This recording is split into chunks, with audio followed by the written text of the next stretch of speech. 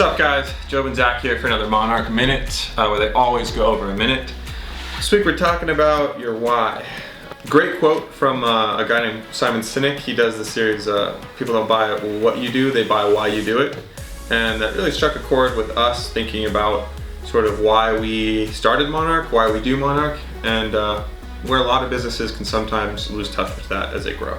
As your company grows or organization, it's super easy to lose track of why you started. Oftentimes, money can be of influence, chasing customers, jumping on sales calls, even just working internally can get in the way of the why, and so it's important to sit back and realize that. So why is used just really loosely, but what really is why, quote unquote? It can mean a lot of different things to a lot of different businesses. It's really what embodies the reason why your business exists and why you exist in your business.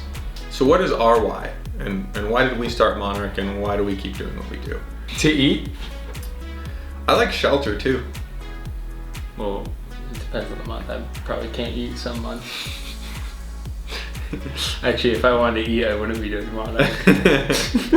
But in all seriousness, obviously everybody needs to eat, pay bills and things like that. But the real purpose for why we decided to do Monarch was honestly kind of broken down on a level of there's a lot of good businesses out there, there's a lot of good products out there, and they can only do as much good as people knowing about them. And that was at the core of our business, was wanting to make sure that these businesses and companies that were providing something beneficial to the world were actually getting seen. Pretty much it's to help good companies make a larger positive impact on the world. In fact, our original purpose behind Monarch was to help cause-driven organizations.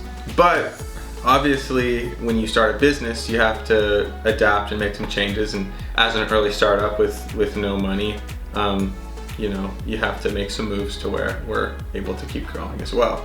That's why, to fulfill some of our original mission statements, we actually scholarship companies every so often once we build up enough of our own clients, just because that's how we feel we're able to help a company that could normally not actually help themselves in some of the digital marketing regards. One thing that we do just to make sure that we're still on point with our vision and mission and why is get together, have just once a month sit down and really discuss, how are we fulfilling that and making sure that we're on the same page so that when we move forward and hopefully do progress as a company, we can still loop back to our why and grow on that and use that as a foundation.